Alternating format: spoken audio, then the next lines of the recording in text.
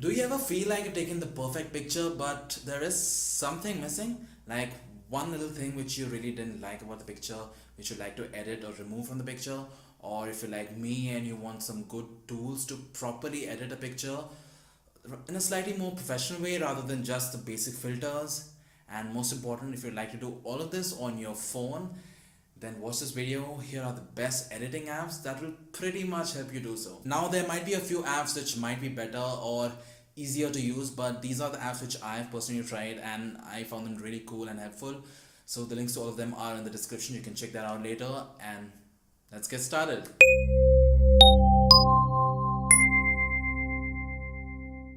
And number 6, we have Pixlr. This is one of the more simpler apps on the list. It has got a very basic layout and can be very easy to use. The app has its very own camera app besides just editing pictures. Plus we can also make collages here.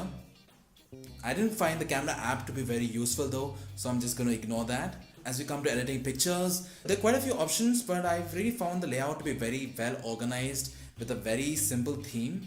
There aren't any out of the box special features in here. Most are pretty regular editing tools like cropping, rotating the angle, common adjustment settings. So most features are pretty regular, but I really like this app because of its simplicity. It does have a few cool functions like double exposure, where we can merge the pictures or pixelate. The doodle function seems pretty cool too. Plus adding text is very easy. What I don't like about this app is that sometimes the automatic features seems to overdo things, which makes the pictures look a little less natural. Also, most of the filters in this app look very bad. I hardly like one or two of them. And you also can't modify and edit once you've clicked OK. You only have the option to undo. So once you click undo, you have to redo the whole effect again. Next up is directly from Adobe, which is Photoshop Express. It's fairly simple to use and is a good tool for a quick edit. Starting off, this app has some of the best filters that you can find, and modifying these filters are pretty easy as well. I also liked how easy it is to resize the aspect ratio of an image. You can use it well to fit various platforms like your phone, a Facebook cover picture, your display picture, and the list goes on. Though you don't get all the features of the regular Photoshop in Photoshop Express, but you do get quite a few good tools like adjusting the clarity, the sharpness, exposure, highlights, temperature, vibrance, all of which are classic Photoshop tools. There are also other editing tools like red eye removal, adding frames and edges, and that's pretty much it. Adobe tries not to overdo this app. It comes with limited features, but they are very useful, and at the same time they do not confuse users. This is a good app for editing pictures quickly, to maybe saying like refining a picture just before uploading it. One problem I've been experiencing with this app is that it sometimes hangs while experiencing too many effects. The app blanks out and doesn't save my data either. Then I have to redo all my work, but that's probably a bug which should be fixed with the next update. At number 4, we have Airbrush, which seems like a very interesting app. The app is really good, and it came to me as a surprise what all I could do on my phone with a single app. Airbrush has a neat camera built into it, which has a lot of cool effects.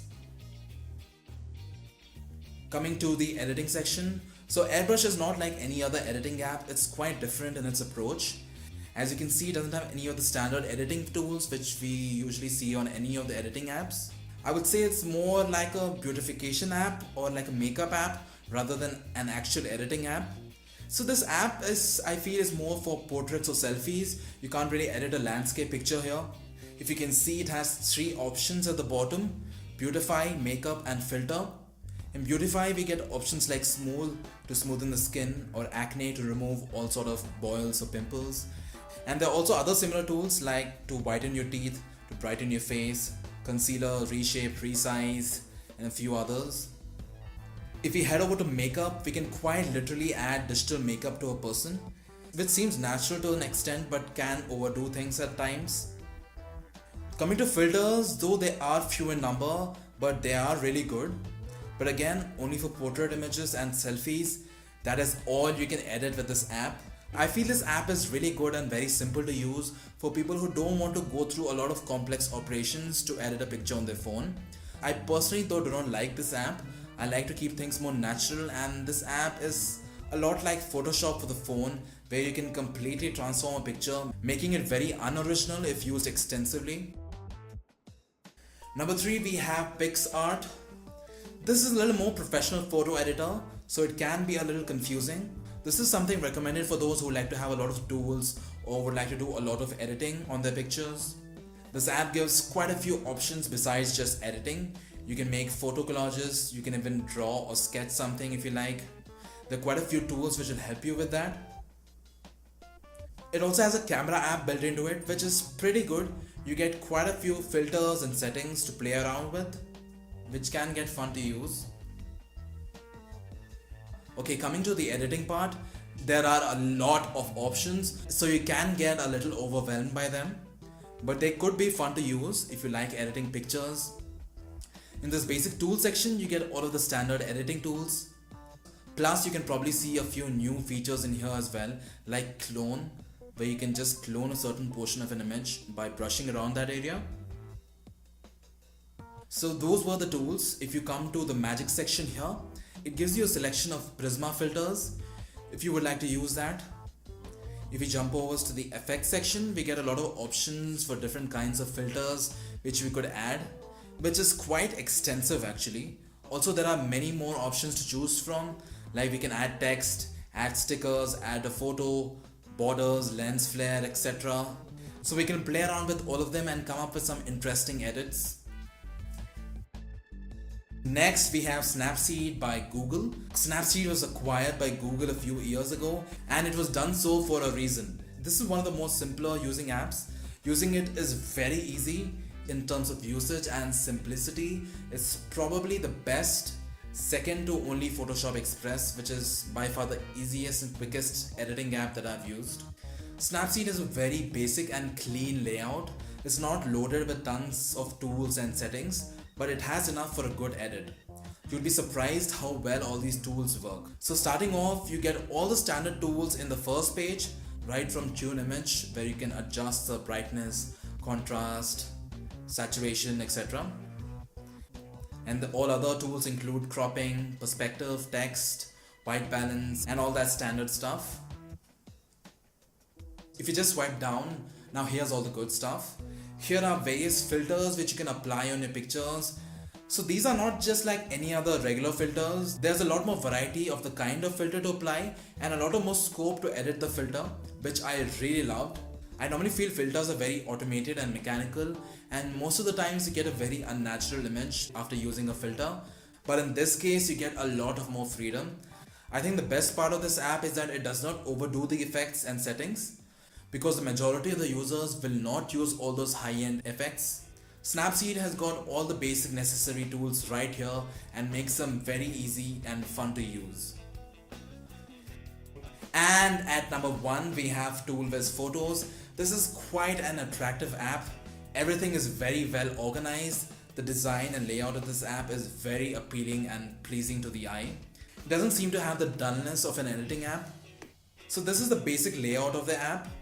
As you can see, all the options on the display are various tools specific to a particular function. Like we can use face tune, water reflection, Prisma. If you swipe left, there are a lot of more tools to play with, and a lot of them are really interesting features. I think the best part of this layout is that it can be really helpful for a quick edit, as you can directly jump to the kind of edit you would like to do on your picture and get it done with. But if you want to go through all of the functions and features at once and do like a proper edit, there is the Pro Edit option here. This includes all the options on the home screen which we individually saw. The only drawback I can see with this app is that due to too many functions, it might be a little difficult to get around things and find the features you need. So you will have to spend a little time on this app to get used to all that. Other than that, this app is pretty solid. Editing is great. There are multiple effects, options and functions to choose from. The Prisma filters function is really good too. This loads up filters faster than the actual Prisma app.